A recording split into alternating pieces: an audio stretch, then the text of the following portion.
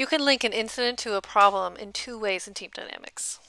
I have an incident ticket here I want to associate with a problem that already exists. So in the actions menu, I'm going to use set parent because the problem parent ticket already exists. So set parent will open up a new window where I can search for that ticket. So I'm going to click on the magnifying glass to search for this ticket. It was something about Brightspace roles. So I'll type in that search and I want to select all tickets and click on search, and then I will find the Brightspace role change. All right, when I click on it and click on save, I can see that it now has the problem listed here, Brightspace role change, and I can click on that to click over to the problem ticket.